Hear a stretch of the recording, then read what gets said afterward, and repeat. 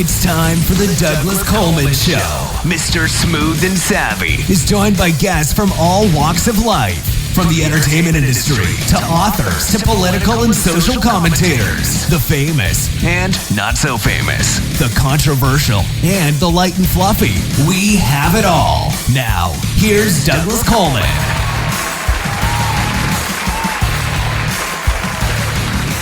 Howdy ho there. Welcome to the Douglas Coleman Show. It's me, Douglas Coleman. How are ya? Micah Dank is here today. Micah is an author.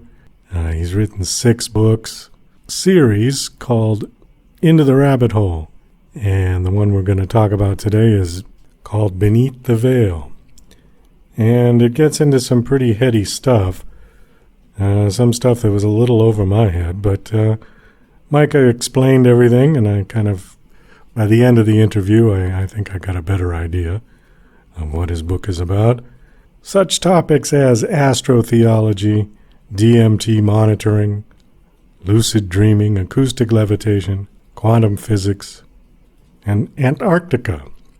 So it's a very interesting interview. Stick around for that. After the interview, we've got 2 tracks to play from musicsubmit.com submissions.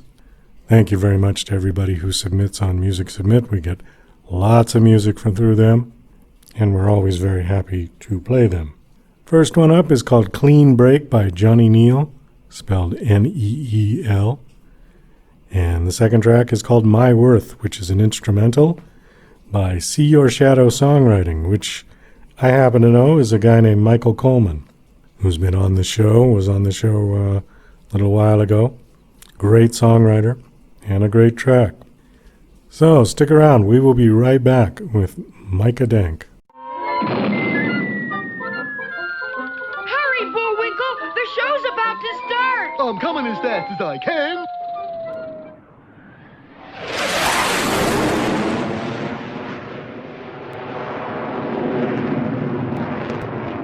And now... Hey, Rocky, watch me pull a rabbit out of my hat. Again?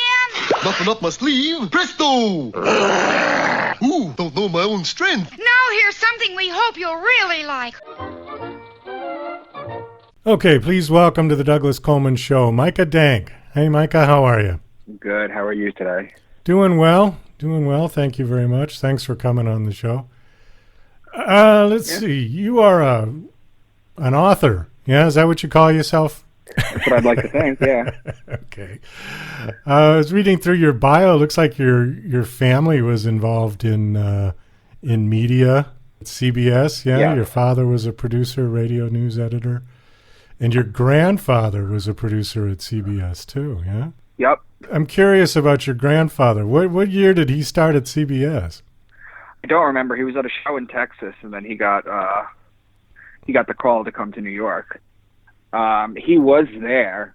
He was the guy. So Dan Rather made his name because he had the Kennedy assassination an hour before anybody else. Oh. And when he called CBS News to tell them that the president had been killed, he actually spoke to my grandfather and put their conversation in his memoir. Oh, wow. Okay. That's cool. So CBS in those days was radio and TV. Yes. So he was part of the TV end of it? He was part of both. Oh, both. Okay. All right. Well, that's very cool. You've got a book out now. Let's see. The title is Beneath the Veil. Is that your latest? It's actually book? Into the Rabbit Hole. It's actually Into the Rabbit Hole. Beneath the Veil is the subtitle. I have 6 books. The series is Into the Rabbit Hole. I have 6 books that are completely written, that are just being edited. One's coming out every 3 months. And the first one's out already. It's called Beneath the Veil. And it's about a main character that goes through a very traumatic life injury, a life situation. And he finds out that his brother died, who was in the Marines. And he goes to accept an award from the president for him in Washington, D.C. And things turn out to not be what they seem. And he ends up coming across the biggest secret that's ever been in the world, and what he has to do with that information. Well, that sounds intriguing already. I'm looking at what you've got on your bio here. A lot of this is way over my head. I just have Okay. no concept of what it is. Let me pick the ones I don't know, and then maybe you can explain it. Let's see. Astronomy, I know Sure. what that is. Astrology, I know what that is. Astrotheology, what exactly is that? So astrotheology is basically the best way I could describe it is how the Greeks had a bunch of gods, and they had all this theology, these stories about what happened to them with Zeus and everything. It's made its way into the Bible, and I can give you an example if you want to understand what it is. Are you familiar with the zodiac, right? Sure. So if I say the phrase that a lot of people have said before, pride comes before the fall, you've heard that, right? Yeah. Okay, what would you take that to mean? I think it has something to do with the destruction of one's ego. Right, that's what a lot of people would say. Yeah. But in astrotheology, do you know what a group of lions is called? A group of what? Lions? A group, yes, A pride. exactly. Now, the constellation Leo is a lion, which is July and August. So that's pride, which comes before the fall season. So it's that kind of double wordplay metaphors that are okay. within the Bible that are part of this code that they end up having to decode and figure out what it leads to. Well, who wrote this code? It's within the phrasing of the Bible. So basically, you can read the Bible two ways. You could read it as literal fact, and you can read it as what it says is what it means, or you can see the hidden astrotheology within the Bible, like what I just told you, different meanings. I can give you another example if you'd like. Yeah, go ahead. This is interesting. So we all know that Jesus was born of a virgin. And in the book of Micah, they say that a Savior will come from the town of Bethlehem. Now, Bethlehem, if you read that straight ahead, is the Savior will come from Bethlehem. Bethlehem in Hebrew is two words. It's Bet and Lechem. Bet means house, Lechem means bread. The astrological sign Virgo is a virgin holding a wheat stalk, because when you get to the season of Virgo, that's when you're supposed to pick the wheat to make the bread. And so it's the virgin with the wheat stalk. So Bethlehem, house of bread. The Savior will come from the virgin. Interesting. So it's just different ways of interpreting it. And basically they come across all these different codes. They go through the book of Job, and they find all these encoded star messages. And it leads to the highest positions in the world, and it basically just wakes the main character, my protagonist, Graham, up, and he just becomes awake to all this stuff, and then realizes that astrotheology permeates throughout culture, throughout politics, throughout religion, and he just has to keep chasing codes. This reminds me of that movie with Nick Cage, the National Treasure. I've been compared to National Treasure, and I've been compared to Da Vinci Code. Okay. It's that same type of writing. It's that same type of thing. It's very interesting, but is there a point to it? How do you mean? Well, somebody had to have thought of this, right? Somebody had to have put all this together. Right. Well, that's the idea. There's a lot of theories out there to what it is. There's one that Shakespeare had a hand in writing the Bible. In Psalm 46, the Bible came out in 1611, and that would have made Shakespeare 46 years old. And in Psalm 46, the 46th word from the top is shake, and the 46th word from the bottom is spear. Oh. So Shakespeare. So he inserted himself into the Bible itself. It's basically just uncovering this kind of information that's just been hidden to people, basically, and just revealing it. Like, does it have an end game? I'm not sure if it has an end game. But the truth of the matter is the codes are there, and they're there for people to learn if they're interested.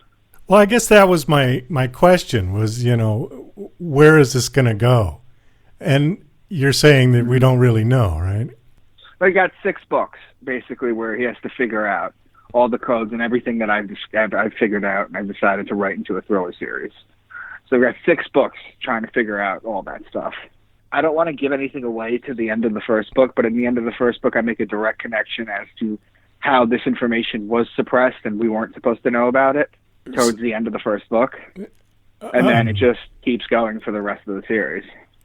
So who is, okay, you don't want to give it away. I was going to ask who was suppressing the information. Was it the government? I wouldn't want to give it away, okay. But it's there. All right. It's there. See, the thing is that I mix fact and fiction, very, very fine line in my writing. There's a lot of tropes that you'll see that happen in the real world that I've put in my books, and there's a little bit of fiction in there too. But basically, from a lot of my readers, they've told me, one, that they never knew that these codes existed and that it's amazing that they see things differently now. But two, is that it's basically that, I should say. It's basically that there are these codes and they find it very interesting. I was going to write a nonfiction book about this initially, to be honest with you, but I figured that writing a fiction book was way more fun. And then one book turned into two turned into four turned into six, and then who knows? Well, I guess you're freer with a fiction book to kind of do what you want to do with it, yeah? It's kind of like what Oscar Wilde said. Oscar Wilde said, if you want to tell the truth, make people laugh or they'll kill you. Yeah, that's well put. I've always thought that quote was good, so. Well, the other Just thing, want to throw that out there. Yeah, the other thing too is if you wrote it as a nonfiction, you might get labeled as one of those conspiracy theorists, sort of tinfoil hat guys, which right. may or may not be good for your book. I don't know. The other thing on here, well, let's see, there's two actually. DMT monitoring, what is that? DMT is a chemical that's secreted from your pineal gland when you sleep. It's the DMT molecule that helps you dream. It causes dreaming. Oh, okay. That's what it is. It causes those dreams. It's what allows you to stay refreshed. It allows you to basically compartmentalize your previous day and handle it the next day. There have been, and this is later on in my series, there have been ways that you can transcribe what you're seeing when you're hallucinating on this into a computer screen, and it'll come up with what you're seeing. This is cutting edge in Japan right now, but basically I took some liberties with it and I wrote that into the series. You can have a USB port on the top of your head and you can plug your head into the computer and record your dreams to watch the next day. Is that what you're saying? That's what the Japanese have been able to do so far. We don't really have it here in the States yet, but one of the things that they can also do is you've heard of like alpha, beta, delta, and theta waves, right, for your brains? Yeah. And your brain, and what level depends on what level of sleep you're in. What happens is when your theta levels are going haywire, that's usually when you're dreaming. So they monitor for that, and then when they do that, they're able to transcribe it.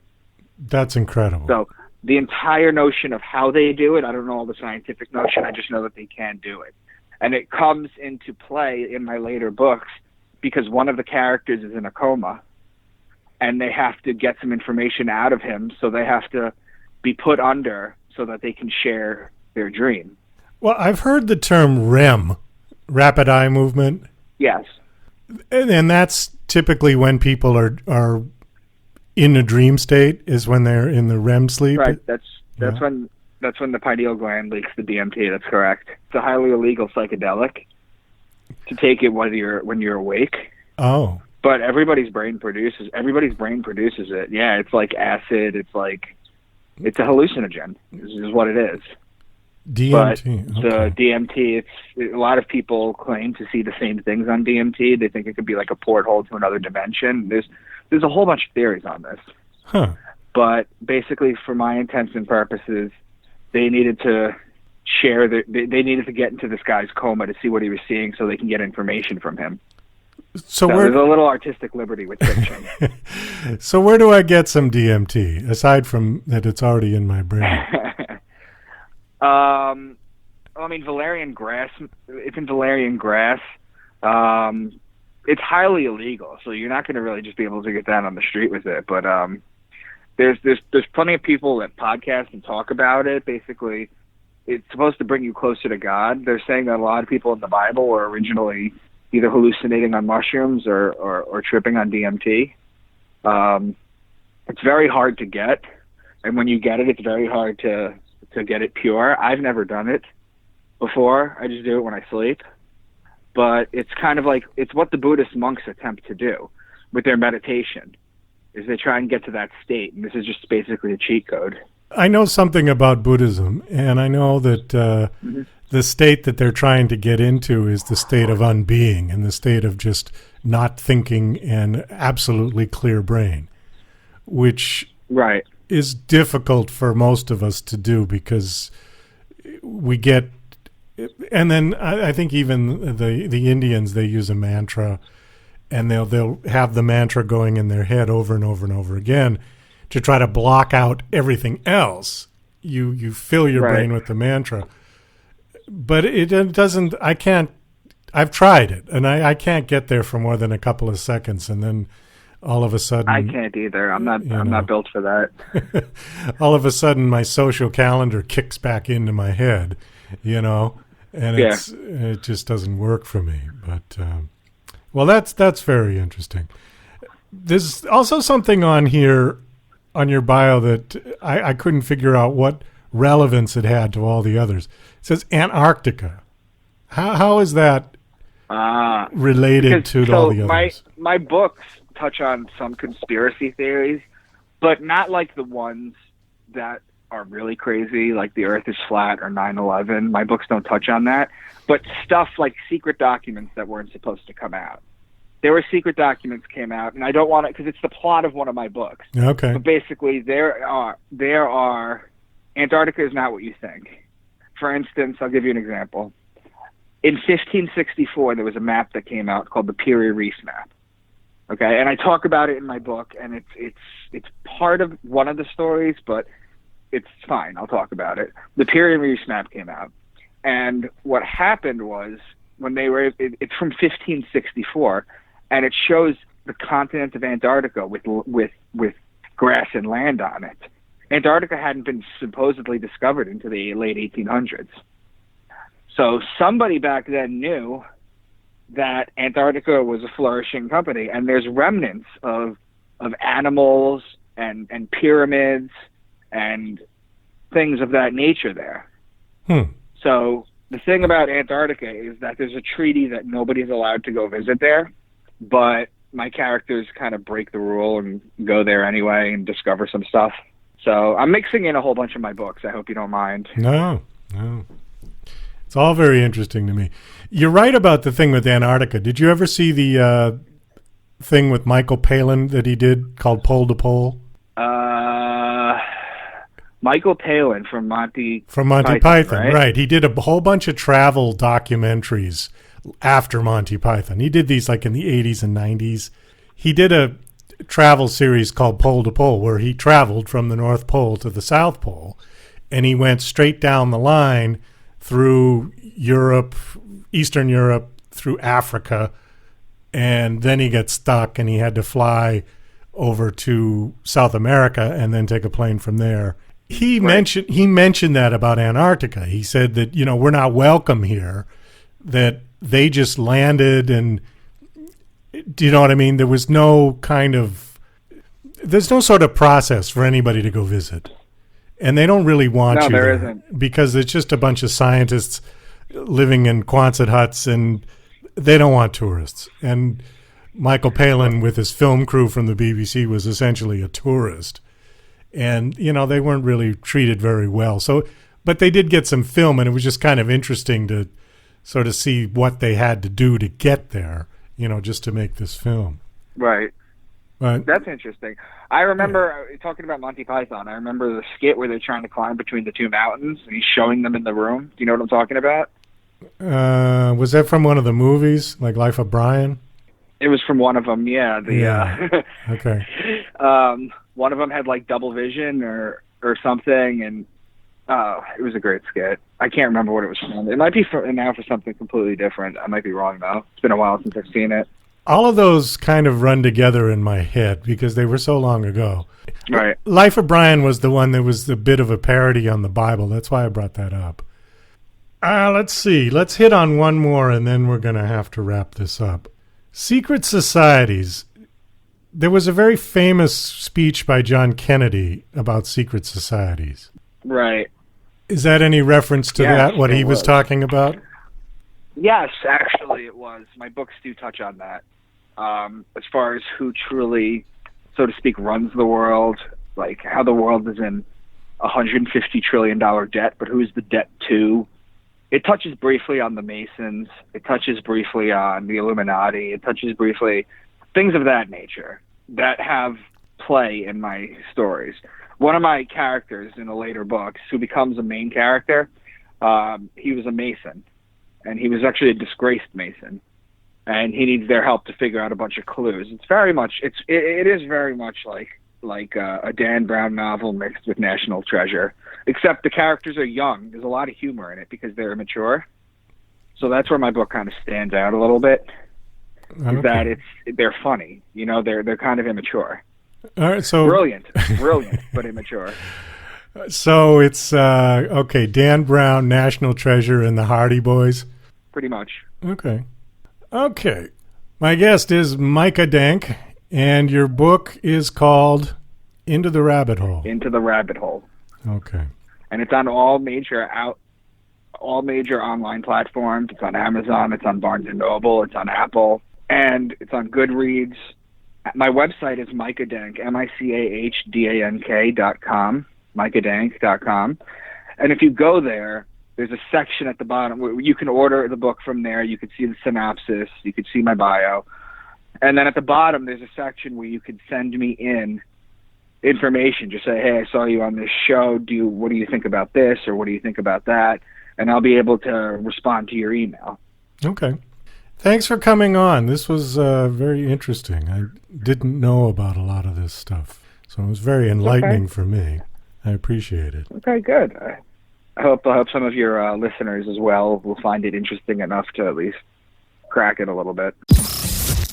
You're listening to Mr. Smooth and Savvy right here on the Douglas Coleman Show. We'll be right back after these commercial messages.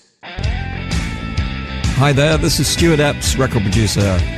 This is my story about Elton John, working with him in those early years, going back to 1967 at Dick James, all the amazing tours, those first recordings, going through to Rocket Records, and it's an amazing story about his incredible rise to stardom and my part in that. So look forward to taking you on that journey. So here we go. Yeah, and to order this great audio CD, please just email me at stuartepps@talk21.com. That's Stuart, Stuart, Epps, EPPS, at talk, TALK, 21 in figures.com. Stuart Epps at talk21.com. Email me and I'll give you all the details for buying this brilliant audio disc. Thank you. Bye. DJC Music and DJC Productions are pleased to announce a brand new website. We have started a listing website for radio show hosts as well as potential show guests. This is a meeting site where hosts and guests can come together. Show hosts can list their show and types of guests they're interested in booking. Potential guests can list their talents, bio, accomplishments, or anything they feel makes them an interesting radio show guest. There are no recurrent payments, only a one-time $5 listing fee. Your listing will stay up until you decide to cancel. Previous guests of The Douglas Coleman Show are welcome to submit their guest listing free of charge. Go to radiohostsandguests.com. That's radiohostsandguests.com. Tired of living in a culture of lies, fake news, and alternative facts? The Pro-Truth Pledge reverses the tide of lies by calling on politicians, and everyone else, to commit to truth-oriented behaviors. The pledge asks signees to commit to 12 behaviors that research in behavioral science shows lead to truthfulness, such as clarifying one's opinions and the facts, citing one's sources, and celebrating people who update their beliefs toward the truth. Private citizens who sign the pledge get the benefit of contributing to a more truth-oriented society. Public figures get more substantive rewards for signing the pledge in the form of positive media and public recognition. The pledge crowdsources the truth by asking volunteers to evaluate the statements of public figures who sign the pledge. Take the pledge Demand that your elected representatives do so, and encourage your friends to take it at protruthpledge.org. Are you an independent musician? How would you like to have your songs played on hundreds of radio stations just like the one you're listening to right now? Join MusicSubmit.com and we'll promote your music to radio stations and blogs in your genre. It's free to set up your account, and we guarantee your music will be considered for airplay by radio stations worldwide. Why not sign up today? It's free. MusicSubmit.com. Radio promotion for indie musicians.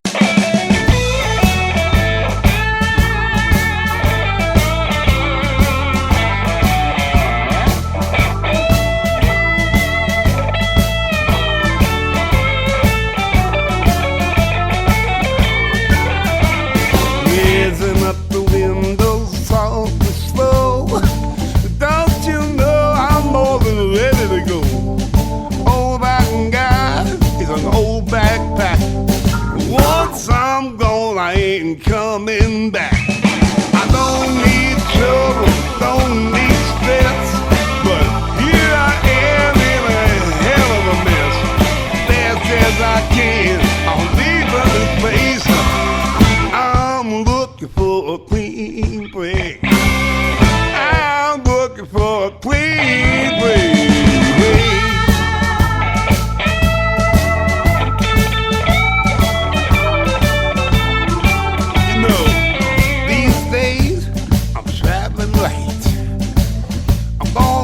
Up into the dead of night. Ain't got no money, ain't got no ride. I guess I'm gonna call my slip and slide. I don't need trouble, don't need stress, but here I am in a hell of a mess. Fast as I can, I'm leaving this place. I'm looking for a clean break. I'm looking for a clean break. Baby, you might not know it now.